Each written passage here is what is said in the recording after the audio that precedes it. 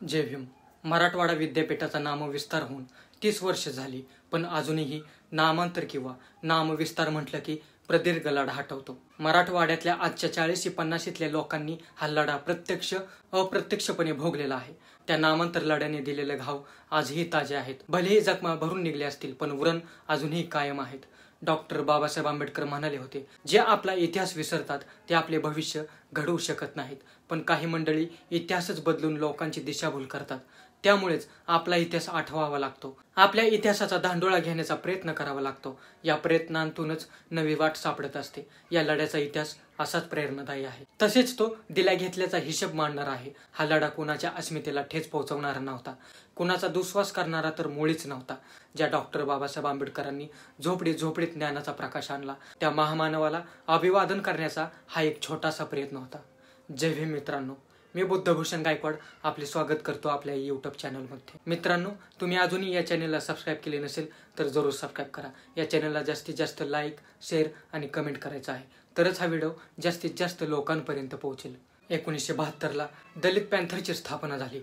गायरान जमिनी मिळाव्यात, विद्यार्थ्यांच्या शिष्यवृत्तीत वाढ व्हावी, गावातील पाणवठ्यांवर पाणी भरता यावे, यासाठी दलित पॅन्थरचे आंदोलन सुरू होते. त्याबरोबरच औरंगाबादच्या मराठवाडा विद्यापीठाला डॉक्टर बाबासाहेब आंबेडकरांचे नाव द्यावे ही मागणी जोर धरू लागलेली होती. 1977ला तत्कालीन मुख्यमंत्री वसंतदादा पाटील यांनी या मागणीची दखल घेतली. तसं आश्वासनही दिलं. मात्र 1978ला महाराष्ट्रात सरकार बदललं. शरद पवार यांच्या नेतृत्वाखाली पोलस सरकार सत्तारूढ झालं. मुख्यमंत्री झालेल्या शरद पवार यांनी नामांतराबाबत पुढाकार घेतला. विधानसभा आणि विधान परिषद सदस्यांची संयुक्त बैठक घेऊन नामविस्ताराचा ठराव मंजूर केला. दिनांक 27 जुलै 1978ला डॉक्टर बाबासाहेब आंबेडकर मराठवाडा विद्यापीठ अशी घोषणा झाली. भविष्यात मात्र वेगळेच वाढवून ठेवलेलं होतं. दलितांना एकटे पाडले जात होतं. हरतऱ्हेने दलितांची कोंडी केली जात होती. छळ केला जात होता. अत्याचारात भयानक क्रूरता होती. विशेष म्हणजे हल्लेखोर मोकाट सुटले होते. जीवावर उदार होऊन आंदोलनात उतरलेल्या गौतम वाघमारे, जे नांदेडचे होते, आणि विलास ढोणे यांनी थेट मृत्यूला कवटाळले. शेवटी एकाच विद्यापीठाची फाळणी झाली. एकाला डॉक्टर बाबासाहेब आंबेडकर मराठवाडा विद्यापीठ औरंगाबाद, तर दुसऱ्याला स्वामी रामानंद तीर्थ मराठवाडा विद्यापीठ नांदेड अशी विस्तारित नावं दिली गेली. तो नामविस्तार 14 जानेवारी म्हणून मोठ्या उत्साहात साजरा केला जातो. आज 14 जानेवारी. नामविस्ताराच्या तुम्हाला खूप खूप शुभेच्छा. 1956 साली बाबासाहेबांनी हिंदू धर्माचा त्याग करून बौद्ध धर्म स्वीकारला. त्यांच्याबरोबर लाखो दलितांनी धर्मांतर केलं. गावकीची कामं सोडलीच होती, आता हिंदू धर्मही सोडला होता. कालपर्यंत खाली माना घालून चालणारा, जी मालक म्हणत कायम कमरेत वाकलेला दलित माणूस ताठ मानेने वावरू लागला. दलितांचं असं पायरी सोडून वागणं अनेक सवर्णांच्या डोळ्यात खोपू लागलं होतं. दलितांचा स्वाभिमान अनेकांना मुजोरपणा वाटत होता. शिवाय कामधंद्याला शहरात गेलेली ही मंडळी सणासुदीला नवे कोरे अंगभर कपडे घालून टेचीत गावात यायची. गाठीला पैसा अडका असायचा. बायकांच्या अंगावर नवं लुगडं असायचं. एखादा दुसरा दागिनाही दिसायला लागला होता. त्यांच्याकडे जे होतं ते त्यांच्या कष्टाचंच, घाम गाळून कमावलेलं होतं. तरीही इतरांना ते बघवत नव्हतं. या ना त्या कारणानं काही सवर्णांच्या मनात दलितांविषयी असूया वाढत होती. हा सगळा राग नामांतर आंदोलनात उफाळून आला होता. मित्रांनो, अत्यंत वेदनादायी घटना आहे. 4 ऑगस्ट 1978चा दिवस होता. अजून नीट उजाडलं सुद्धा नव्हतं. गावातल्या लोकांच्या आरोळ्या ऐकू येऊ लागल्या होत्या. रात्रभर त्यांची दादाराव पाटलाच्या वाड्यावर मीटिंग झाली होती. हळूहळू गावातले लोक आमच्या वस्तीवर चालून येऊ लागले. आमच्या वस्तीतले लोक घाबरले. माझा नवरा गावाच्या नजरेवर आला होता. गावचा रंग बघून मीच त्याला आमचं होईल कसं बी म्हणून रात्रीच घराबाहेर काढून दिलं होतं. येडापिसा झालेला जमाव वस्तीवर चालून आमच्या घरावर चढला.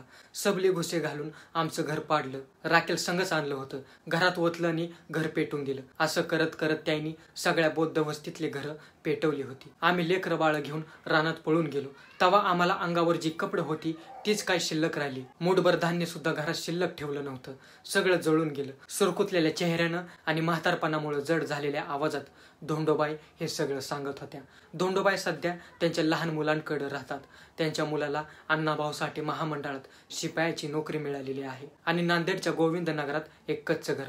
स्वतःच्या आयुष्यात नवरा आणि मुलाची जातीयवादातून क्रूर हत्या झालेली पाहणारी ही बाई आता शेवटच्या घटका मोजत आहे. नवऱ्याला लोक मारतील म्हणून धोंड्याबाईने पोचीराम कांबळेला घरातून काढून दिलं खरं, पण मरणातून त्याची काही सुटका होऊ शकली नाही. पोचीराम रात्री घरातून बाहेर पडला आणि एका मुस्लिम मित्राच्या घरी जाऊन थांबला. पण सकाळी जेव्हा जमाव बेभान झाल्याचं पाहिलं तेव्हा मुस्लिम मित्राने पोचीरामच्या हातात एक जांबिया दिला आणि त्याला आपलं घर सोडायला सांगितलं. पोचीरामने त्याचं घर सोडलं आणि गावाशेजारी असलेल्या मुस्लिमाच्या कडब्याच्या गंजीत तग धरून बसला, पण तिथेही त्याला कोणीतरी पाहिलं आणि बोंब ठोकली.